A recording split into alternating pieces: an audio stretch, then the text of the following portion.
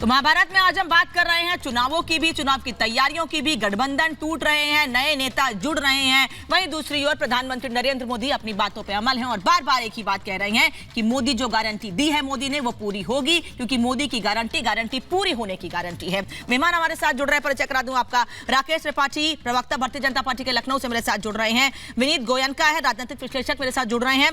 अशोक कुमार, पूर्व डीजीपी उत्तराखंड, मेरे साथ जुड़ रहे हैं। अब्बास हैदर हैं, राष्ट्रीय प्रवक्ता, समाजवादी पार्टी के साथ जुड़ रहे हैं। वरुण पुरोहित, कांग्रेस के नेता, साथ जुड़ रहे हैं। और तौसीफ अहमद खान इस वक्त जुड़ रहे हैं, टीएमसी के नेता।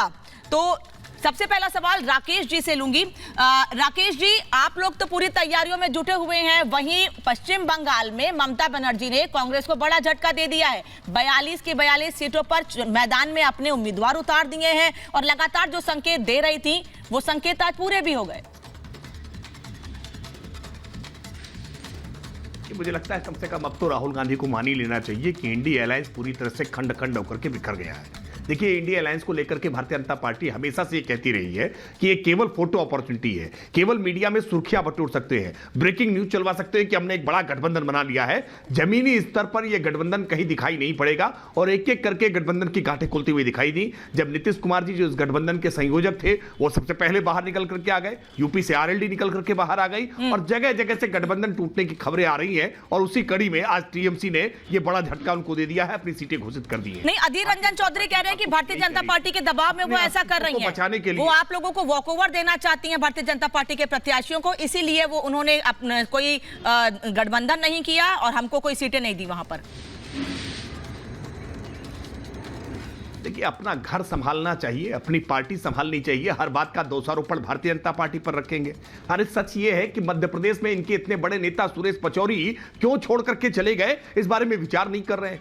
क्यों छोड़ करके अर्जुन मोढवाडिया गुजरात में चले गए, इस पर विचार करने को तैयार नहीं है। पूरे देश में कांग्रेस पार्टी के तमाम वरिष्ठ नेता कांग्रेस पार्टी को छोड़ रहे हैं और छोड़ते समय बार बार ये कह रहे हैं कि नेतृत्व हमसे संवाद नहीं करता है। संवादहीनता इतनी है, राहुल गांधी की अपरिपक्वता के कारण आज कांग्रेस पार्टी खंड खंड होकर के टूट रही है, अपनी पार्टी बचा नहीं रहे और हमको आरोपित कर रहे हैं कि भारतीय जनता पार्टी के कारण हो रहा है। भारतीय जनता पार्टी ने अपना विस्तार लगातार किया है, गठबंधन अलायंस को लगातार बढ़ाने का काम किया है और यह इसलिए हो रहा है क्योंकि जनता का जन समर्थन भारतीय जनता पार्टी के पक्ष में दिखाई पड़ रहा है। वो सारे राजनीतिक दल जो जनता के बीच में काम करते हैं वो जनता के इस स्पंदन को महसूस कर रहे हैं कि जनता किसको चाहती है और क्यों नहीं चाहेगी। आखिरकार कायाकल्प करने का काम किया है। आपने जो पैकेज दिखाया, आपने जो स्टोरी की बात की और आज प्रधानमंत्री जिस आजमगढ़ में खड़े होकर के आज सौगातें दे रहे थे 42,000 करोड़ की, उस आजमगढ़ के नाम से लोग भाई खाते थे। बंबई में, दिल्ली में आजमगढ़ के नाम पर कोई कमरा किराए पर नहीं देता था। देश में कहीं आतंकी घटना आप कह रहे हैं पूर्वांचल की तस्वीर आप लोगों ने बदल दी है, लेकिन पुरोहित, उत्तर प्रदेश, आप इनकी गठबंधन की तस्वीर मजबूत नहीं कर पाए, अपने गठबंधन की तस्वीर मजबूत नहीं कर पाए। ममता दीदी से बात नहीं बन पाई या उन्होंने पहले ही जो साफ कह दिया था उस पर सहमति नहीं बनी कि भाई कितनी सीटें मिलनी है, क्योंकि अधीर रंजन चौधरी बीजेपी पर निशाना लगा रहे हैं। लेकिन आपके घर में क्या हुआ, आप अपने साथ लेके नहीं चल सके ममता दीदी को, यह सवाल उठ रहा है आप लोगों पर अब। अनामिका जी, अभी मैं त्रिपाठी जी की बातें सुन रहा था, बोलने में अच्छी लगती हैं। कहीं चुनाव लड़ो तो आपके लिए बेहतर होगा, बढ़िया लगेगा। मैं चाहता हूं आप चुनाव लड़ो, विधायक बनो, सांसद बनो। देखिए, जो एक नदी में भंवर होता है, भंवर, मैं छोटा सा जब हरिद्वार गया था, बच्चा था, दिनों नदी में भंवर आता था तो मैं कूदने लगा तो मेरे को पकड़ लिया गया, क्यों भंवर में अगर चला जाता है चपेट में आ जाता है, डूब के खत्म हो जाता है आदमी। तो आज की जो भारतीय जनता पार्टी है, जो पार्टी इनके साथ गई भंवर की जैसे डूब गई, खत्म हो गई, खंड खंड हो गई। अब इनकी आशा किस बात पे टिकी, कांग्रेस खंड खंड हो जाए, विपक्ष खंड खंड हो जाए तो ये सर सीटें लिया। अरे भैया, आप में इतना दम था, आपने 10 साल में इतना काम किया था त्रिपाठी जी, तो आपको क्या जरूरत थी किसी को तोड़फोड़ करने की। छोटी छोटी पार्टियों को भी आरएलडी, कभी नीतीश कुमार जिनकी आप बुराइयां करते थे 10 साल से, उनको जहरीले बोल से पूरा बिल्कुल आपने क्या क्या नहीं रंग दिया है चीजों को, उनको ले लेके आपको क्या जरूरत थी। अब आप बात करो कांग्रेस पार्टी की, त्रिपाठी जी ने कई बातें मेरी वाली बोल दी, अच्छी बातें बोली, क्योंकि सबको कांग्रेस के प्रति मन में, दिल में प्यार है, सबके आत्मा में कांग्रेस बसी हुई है। इसलिए कांग्रेस की अगर कोई दशा खराब होती है तो लोगों को दुख होता है। ममता दीदी कांग्रेस से निकली हुई है, कांग्रेस शब्द का ही उपयोग करती है, ब्रॉड पॉलिटिकल स्ट्रेटेजी होती है पार्टी की। अब ये चाहते हैं कि जैसा ये सोचे, जैसा इनका फॉर्मेट हो, जैसा कांग्रेस पार्टी को, वो नहीं हो सकता कभी भी। आप जरूर कांग्रेसमय हो गए हो, कांग्रेस बीजेपी नहीं, लेकिन वरुण जी, आप कह रहे हैं कि कांग्रेस पार्टी की दशा खराब होती तो जनता को बुरा लगता है। आप ये कह रहे हैं कांग्रेस पार्टी की दशा खराब होती तो जनता को बुरा लगता है, तो दशा खराब होने के लिए जिम्मेदार कौन है ये बता दीजिए फिर। अगर ममता बनर्जी अलग हुई कांग्रेस से, अपनी पार्टी बनाई उन्होंने, तो वो किस वजह से अलग हुई? क्यों नहीं आप लोगों के साथ गई? इसके पीछे क्या वजह है?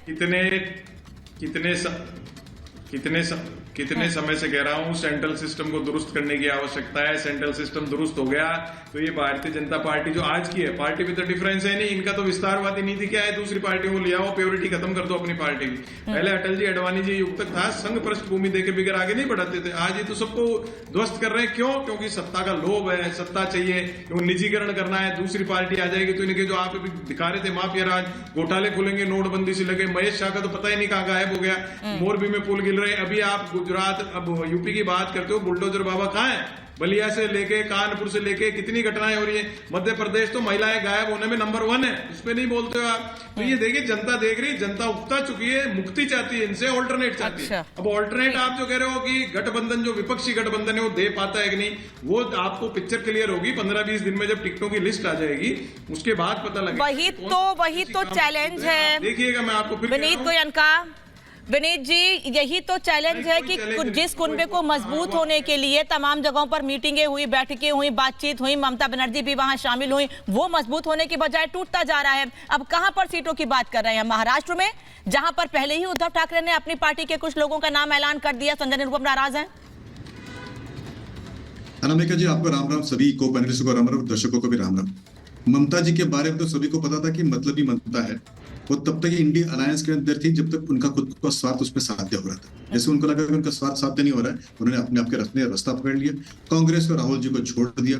दूसरा देखिए, ममता जी के राज में माँ और बहन दोनों भी असुरक्षित है। जो कांड हुआ है संदेश खाली में, ऐसा कांड हिंदुस्तान में कहीं नहीं हुआ आज तक, तो मैंने सुना नहीं। इतना बुरा बर्बर था कि पार्टी के ऑफिस में, टीएमसी के ऑफिस में बुला के महिलाओं का अपमान, उनका यौन शोषण किया गया और ममता जी चूत तक नहीं बोली। जो ममता जी कल तक बंगाल अस्मिता के बारे में बात करी थी, वो वहां पे कैंडिडेट किसको बनाती है? शत्रुघ्न सिन्हा जी को बनाती है। वो कैंडिडेट किसको बनाती है? कीर्ति आजाद जी को बनाती है, जिनको बंगाली बोलने तक नहीं आती है, और वो बात करती है बांग्ला अस्मिता की। तीसरी बात जो है, पूरे बंगाल में क्या है, तो माफिया का राज है, डॉन है, गट राज है। आज आप कहीं पे भी चले जाइए बंगाल के अंदर, फिरौती दिए बिना कोई काम होता नहीं है वहां पे। तो ऐसी जगह पे जहाँ पे बंगाल में ना तो नियम है, ना नीति है, ना कहीं पे न्याय है, वहां पे केवल जो है वो है जो शाहजहां जैसे लोग हैं, जो बहनों के साथ में अभद्र व्यवहार करते हैं।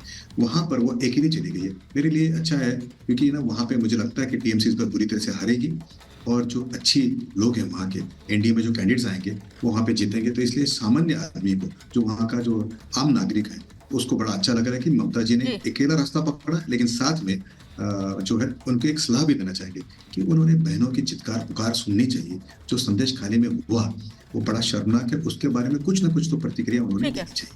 ठीक है तौसीफ साहब, टीएमसी पे ही सवाल उठा, मैं हैदर साहब के पास जाती, लेकिन आपसे कह रही हूँ कि आखिर ऐसा क्या हो गया जब ममता बनर्जी ने सभी सीटों पर अपने उम्मीदवार उतार दिए? पहले कह रही थी 2 सीटें देंगे, वो भी नहीं दी हैं। कोई डर था क्या कि कहीं वोट बैंक ना कट जाए, वोट ना छिटक जाए इस